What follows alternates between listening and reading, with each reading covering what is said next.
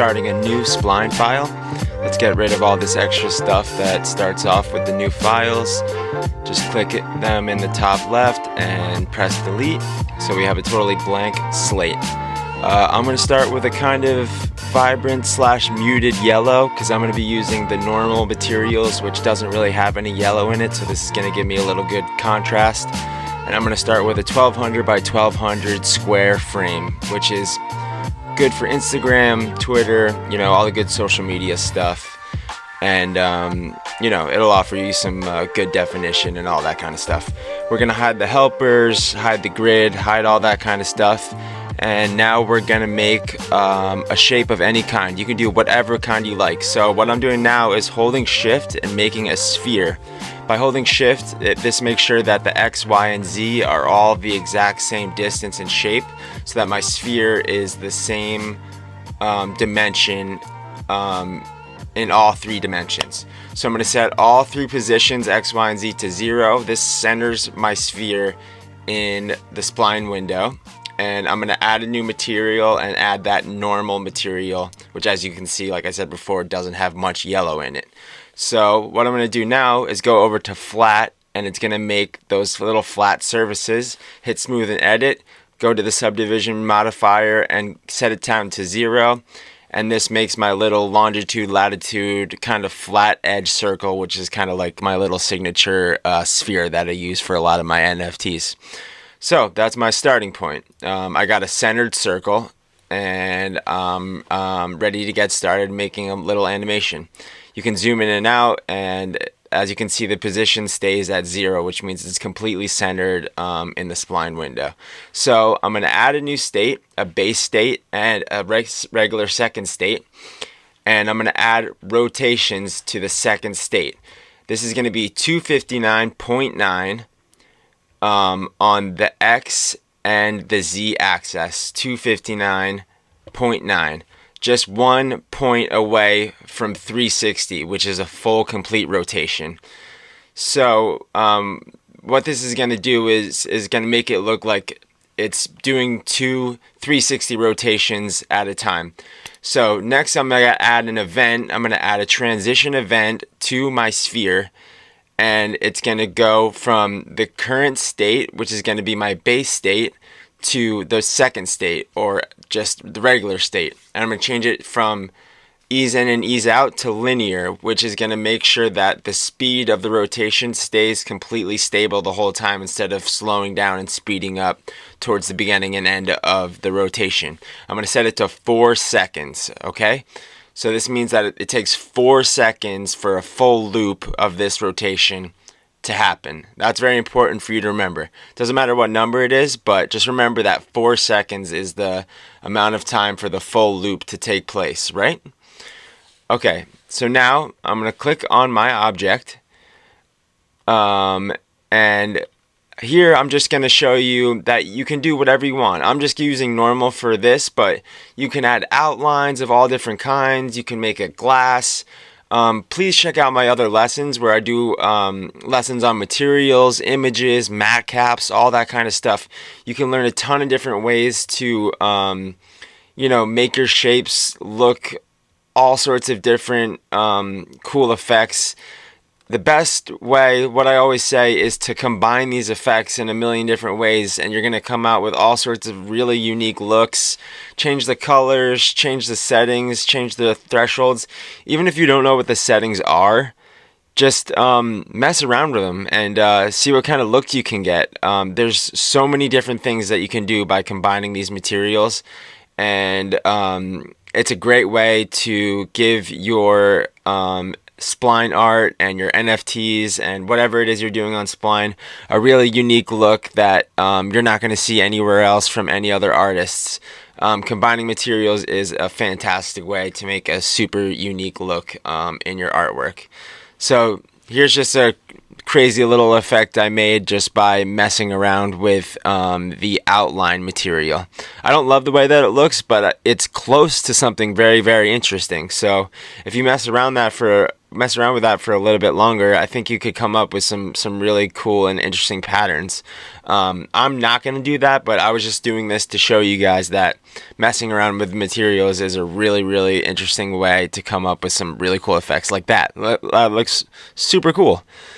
Yeah, so as you can see, it goes, you know, for a full loop, changes from black to these crazy lines going on, and it adds a really cool effect. So like I said, I'm not going to be using that for mine personally, but I hope you guys will experiment with the materials as much as possible to create something totally unique so that your NFT is something that is completely different from something that anybody else might see on these NFT platforms, and therefore they might want to purchase your art because it's completely unique. Here's me messing around again with the rainbow effect.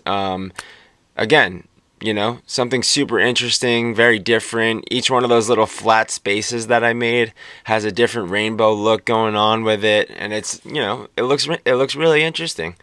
And you know, you can mess around with the opacities, the overlays, the multiplications of the different ways that these materials interact with each other and all that kind of stuff. So if you make this mistake here, all you got to do is scroll in and out and just make sure your positions are still set to 0 on the X, Y, and Z so that your object is completely centered. This is just a basic way to make an NFT loop, like I'm saying. So once you're done with that, you can go to post-processing, and this is how you can make one single NFT file into a bunch of different things. So you can make a full series of NFTs that all have different backgrounds, different colors. Here's the yellow background, you can have a blue background, a pink background, and they're all kind of the same look, but they have different colors in them, and that way you'll be able to make a different series. So here what I'm doing is I'm making the GIF, right? I'm setting it to 30 frames a second, hopefully. I might have forgotten to do that, but you should do that. I'm making the duration 12. The important thing here is that 12 is a multiplication factor of that number 4 that we used before. Here's me making it 30 frames a second. So 12 is a multiplication of 4, which means that that loop is going to go 3 times, and then when it finishes, it's going to be right back where it started from. So when you hit this record button right here, it's going to go for 12 seconds, which is 4 times 3, and it's going to make sure that by the time it finishes at 0 seconds, it's going to end exactly where it started at the beginning of the loop. Now that's very important. So this is going to process. You'll see the processing thing going on at the top depending on how fast your computer is. You can start a new folder here right now and put it on your desktop. Just name it NFT, and you know, name it NFT1, whatever it is that you want to name it, and it'll be NFT1.gif.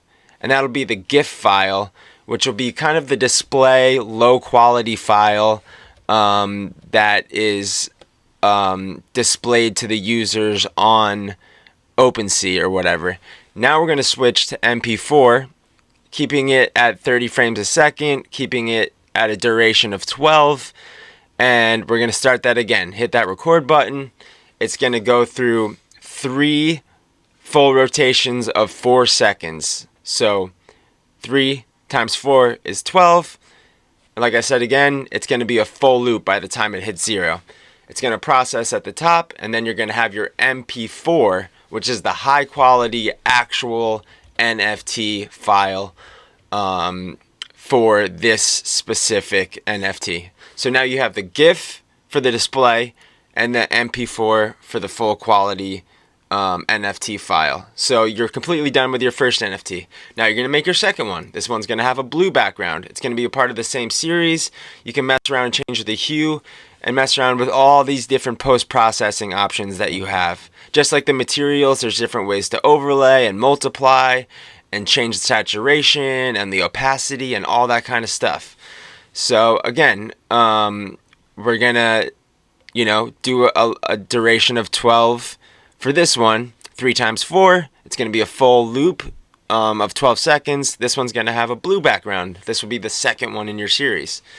So as we get to 0, it'll process, and this will be your second NFT. So you'll name it NFT2, .gif. It'll be in that same file on your desktop, your NFT file. You'll save it, and then you're going to export it again as an MP4, which is the high quality version of your NFT.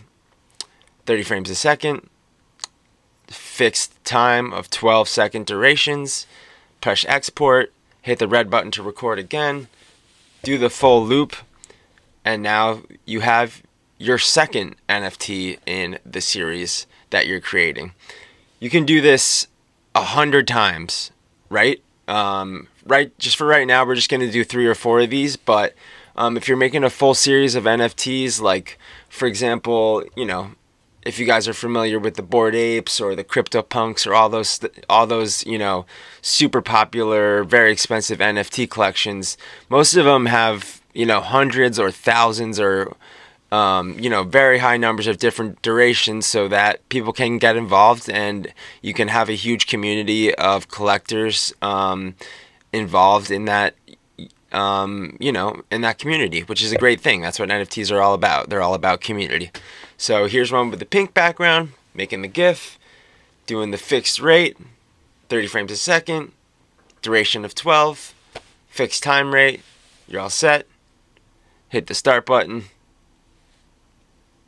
Again, after you hit that start, making sure all the settings are correct, you're going to hit the record button and go through 3 sets of 4 seconds, making a perfect loop again, one that starts and ends at the exact same spot.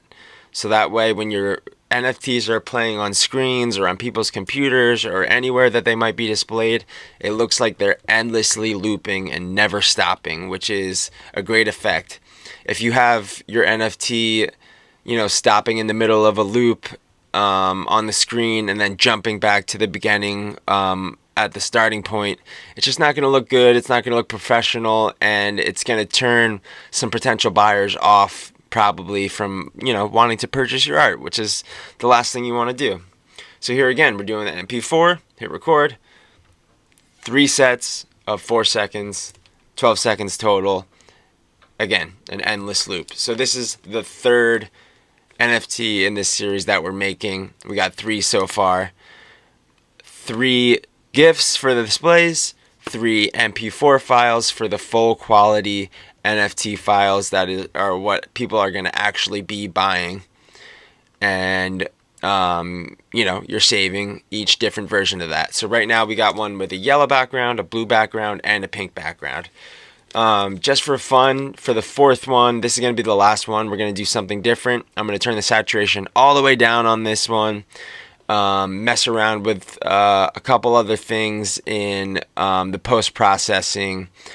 I'm going to add some bloom to this, which is going to give it kind of, some higher contrast, and separate the blacks and the grays and the whites and all that kind of stuff.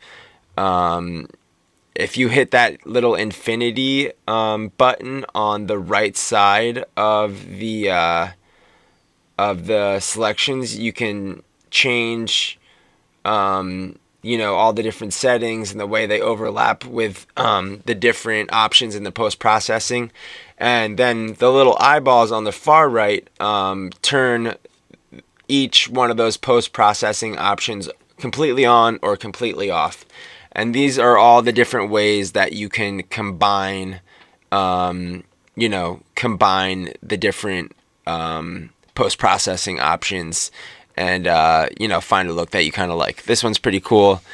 It's got a higher contrast. You got the heavy white on the top right, doing some dark squares on the bottom left, that kind of thing. And just making a kind of more interesting, gray file. So once you're happy with it, again, go back to export. You're going to make the GIF and the MP4 again, making sure it's set at that duration of 12, which again is 3 times that 4-second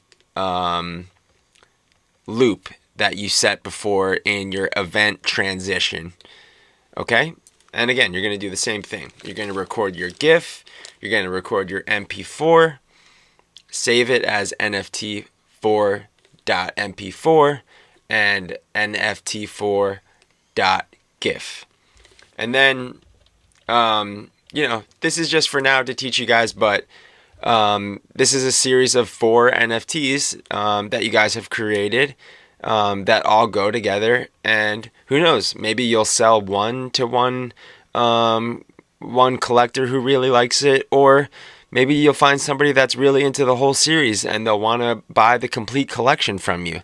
That's why it's great to be able to make multiple different versions of the same NFT, because like I said, I've made full collections of 100 of these NFTs, and I've had people buy multiples of them. And then also I've had